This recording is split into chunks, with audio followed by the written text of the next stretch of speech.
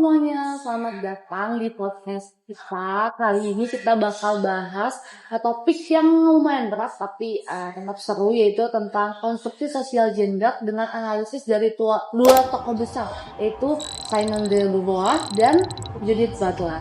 Nah, bener banget nih Liz, dari topik kali ini tuh sebenarnya dekat banget ya sama kehidupan kita sehari-hari. Soal gimana perempuan dan laki-laki itu tuh seharusnya bersikap menurut masyarakat.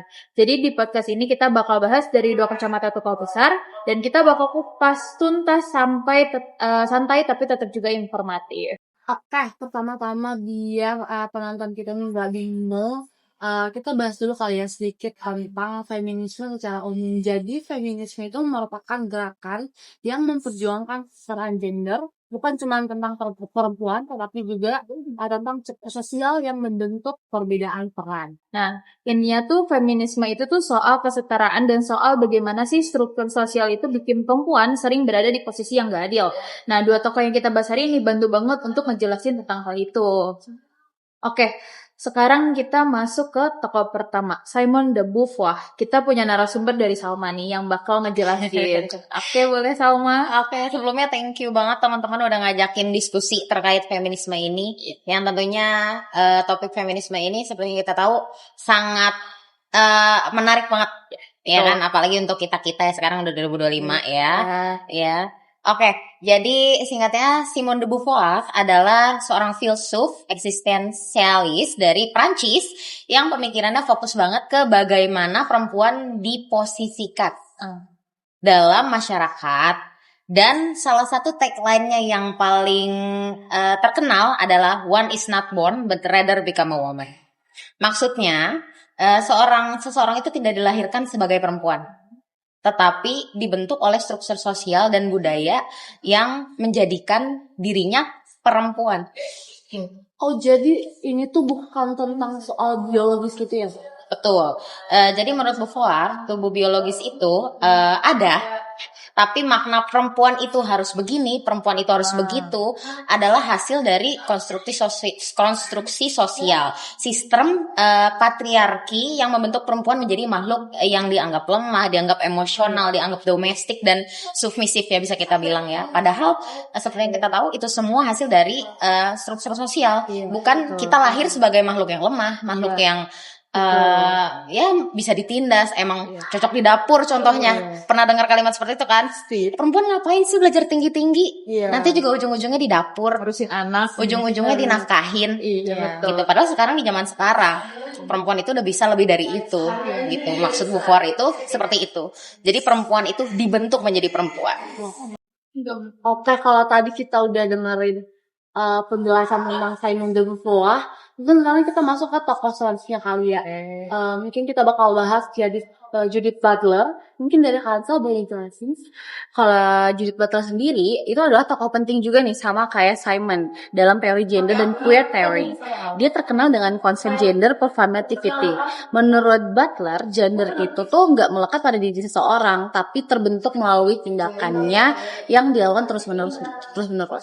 Jadi kan kalau Beauvoir tadi kan ngelihat perempuan itu banyak dibentuk sama budaya patriarki ya. Nah, Butler itu tuh kan lebih radikal berarti ya. Nah, Hansa, kayak apa sih pemikiran performativitas gender itu sendiri menurut Butler biar kita tuh punya kayak gambaran yang lebih lengkap gitu. Oke. Jadi tuh gampangnya adalah biasanya itu kita bisa ngegambarnya cara kita dari berpakaian, cara duduk, cara berbicara.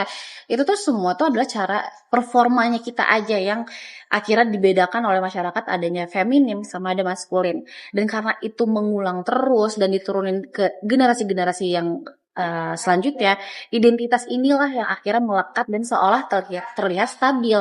Padahal kayak peran kita aja sehari-hari kayak gimana. Oh, berarti ini tuh tentang perform gitu ya. Maksudnya kayak berarti laki-laki tuh boleh perform feminim dan perempuan juga boleh maskulin, tapi bukan berarti kayak laki-laki boleh jadi perempuan, perempuan boleh jadi laki-laki, tapi tentang performnya gitu ya. Iya, karena menurut Butler gender itu tuh fluid karena sifatnya performatif. Jadi hal-hal yang kayak gitu sebenarnya cuman struktur sosial juga sama kayak hal yang dikatakan Salma tadi. Gak beda jauh. Oke, karena kita ada pertanyaan juga nih, kita masuk mungkin ya ke pertanyaan pertama nih. Kan kita hidup dalam aturan yang beda ya, buat laki-laki maupun perempuan. Banyak banget nih yang berasal dari tradisi turun-temurun, bahkan juga dari lingkungan juga bisa. Nah, menurut kalian, gender itu tuh sesuatu yang alami atau sebenarnya itu dibentuk sosial? Karena Bu Fuah bilang kan perempuan menjadi perempuan, sedangkan Batul bilang gender itu tuh performa. Nah, menurut kalian itu lihatnya kayak gimana sih? Ya, jadi kalau dari Bu For sendiri jelas banget ya bahwa peran perempuan itu hasil dari konstruksi sosial seperti yang tadi udah aku jelaskan ya, masih banyak orang-orang yang bisa kita bilang apa ya, sebenarnya terbawa, benar katakan saya juga terbawa dari zaman-zaman sebelumnya gitu, dimana perempuan tuh ya memang tugasnya di rumah, di dapur gitu. Jadi memang jelas banget bahwa peran perempuan itu hasil dari konstruksi sosial. Butler, Bu For juga bilang, tubuh biologis itu ada, tapi makna atas tubuh itulah yang dibentuk oleh konstruksi sosial. Maknanya, jadi bukan kalau tubuh biologis, oke, kita punya at example rahim yang memang menunjukkan bahwa kita kan perempuan. Seperti itu. Tapi untuk makna perempuannya itu sendiri itu dibentuk oleh struktur sosial seperti itu. Nah, kalau misalkan Butler sendiri itu tuh bilang kalau gender itu lebih radikal lagi. Jadi kayak nggak cuma dibentuk dari sosial aja, tapi diciptakan dari lewat melalui performa yang berulang-ulang. Jadi gender itu bukan dari hasil dari tubuh biologis sama sekali. Oke, jadi dari jawaban Hamzah sama Salman ya aku bisa simpulin kalau misalnya kita tuh sepakat kalau gender tuh bukan soal biologis, bukan alami, tapi dibentuk oleh konstruksi sosial. Iya, sebenarnya ya betul. Jadi bukan biologisnya kita sebagai perempuannya kita perempuan gitu, harus jadi perempuan gitu. Tapi lebih ke maknanya. Orang-orang menilai perempuan tuh, ya lo perempuan, karena lo perempuan lo harus nurut, lo harus submisif, lo harus gini, harus gitu. Jadi itulah struktur sosial yang seperti itu yang dibentuk oleh masyarakat. Jadi gender itu ya begitu maskulin dan feminin. Oke, paham. Mungkin kita masuk ke pertanyaan kedua kali ya.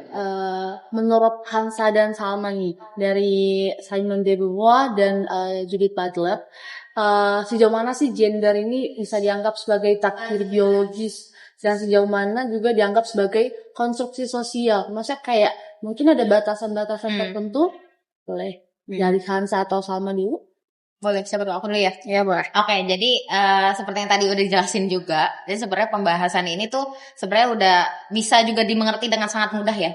Karena emang contohnya udah banyak banget di dunia ini sekarang ini. Jadi kalau untuk batasan biologis ya seperti yang tadi sudah aku sebutkan ya, bahwa kalau kondisi biologis ya kita nih lahir sebagai perempuan, ininya ya ibaratnya seksnya atau kelaminnya seperti itu. Jadi kayak kita punya organ-organ tertentu dan kromosom tertentu yang menjadikan kita, oh kamu perempuan dan dia laki-laki gitu. Tapi kalau untuk identitas atau makna kita sebagai perempuan, misalnya kayak perempuan itu harus lembut, perempuan itu harus elegan, perempuan itu harus pintar ngurus rumah, perempuan itu cuma bisa di rumah, perempuan itu nggak boleh ada di kantor. Nah itu dia hasil dari konstruksi sosial, bukan bawaan dari lahir. Jadi seperti itu batasan-batasan. Benar, nah kalau dari Butler sendiri, tubuh biologis pun bisa dimaknai secara sosial. Jadi batas antara biologis dan sosial itu sebenarnya ya masih ada di gray area, abu-abu. Apa yang dianggap alami itu sering yang kita anggapnya sebagai hasil dari budaya sendiri sebenarnya. Nah mungkin ke pertanyaan terakhir kali ya, dan ini mungkin kayak jadi topik yang paling ramai dibahas sekarang ya, soal toilet gender ya. Nah dari perspektif Butler yang bilang gender itu performatif, ada nggak sih pendekatan atau pemikiran yang bisa bantu kita nih cari solusi? Dan menurut kalian, menurut Salma dan Kansa juga, negara itu tuh perlu nggak sih sebenarnya tuh ikut campur dalam menyediakan fasilitas yang lebih aman dan inklusif? Oke, kalau misalkan ngomongin toilet gender, jadi tuh kalau menurut teorinya Butler yang performativitas itu kategori gender itu nggak tetap, sehingga pembagian toilet pun berdasarkan 2 gender saja itu membatasi. Solusi kebijakannya adalah bisa berupa toilet gender neutral ataupun sistem yang lebih inklusif. Dan mungkin dari perspektif sosial juga negara sebenarnya bisa mengambil peran sebagai fasilitator ya, bukan memaksakan norma tertentu, tapi menyediakan ruang aman bagi semua orang gitu. Oke, jadi inti dari solusinya ini adalah suatu kebijakan yang inklusif yang dimana tujuannya itu untuk keamanan ya, bukan sudah kayak mengkategorikan laki-laki dan perempuan, Iya. tapi lebih ke tujuannya Yes. untuk keamanan Iya. keamanan itu sendiri. Jadi lebih ke keamanan dan kenyamanan sih. Iya, benar, Karena kan benar, konstruksi gender sekarang kan banyak jenisnya ya. Iya. Bedanya Buford sama Butler kan, kalau Butler itu bilang ya badan perempuan belum tentu lu bisa disebut perempuan. Iya, betul. Iya Iya, kan? betul. Tapi kalau dari Beauvoir, perempuan, tapi memang dia lebih membahas tentang kenapa sih perempuan tuh harus jadi di under, Iya. harus jadi bukan jadi main karakter seperti laki-laki gitu. Kalau dari Butler kan dia membahas tentang seks, tentang kelamin kan.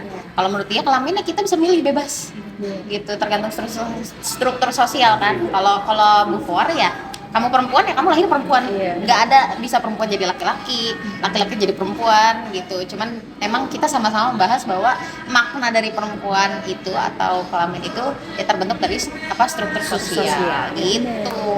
Wah, hari ini topiknya sangat-sangat menarik dan juga informatif ya. Dan kita juga jadi tahu nih dari kedua tokoh besar ini tuh sama-sama melihat gender itu bukan sebagai takdir, melainkan sesuatu yang dikonstruksi. Dan jadi kita makin terasa nih bahwa isu gender itu tuh semakin luas dan juga nyambung ke banyak aspek dalam kehidupan kita sehari-hari. Kalau dari aku ini cukup kayak membuka wawasan baru sih. Yes. Dan terima kasih banyak buat Salma, buat Kansa yang udah jadi Terima narasumber kasih. hari ini. Semoga apa yang kita diskusikan hari ini bisa mengubah pandangan orang-orang di luar sana yang masih patriarki tentang bagaimana perempuan itu dikonstruksikan di lingkungan sosial. Ya guys, Dan mungkin sebelum ditutup aku mau kasih pesan buat para perempuan yang ada di negara ini. Sekarang udah 2025, jangan mau dikonstruksi sosial ya teman-teman. Jadi kalian bisa memilih kalian mau jadi apa, mau jadi siapa, betul. mau gimana bentuknya terserah Lebih kalian. bersuara lagi. Yes, kita udah bisa lebih bersuara. Jadi semangat buat perempuan-perempuan. Terima kasih yang sudah nonton juga. Terima kasih buat Kansa dan Salma yang udah mau ikut di rumah Maira, dan hari ini Saya diskusinya sebagai host mendampingi. Oke, sekian dari kami. Sampai Sampai jumpa. Bye.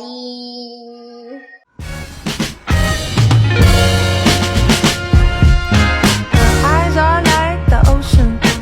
Her nails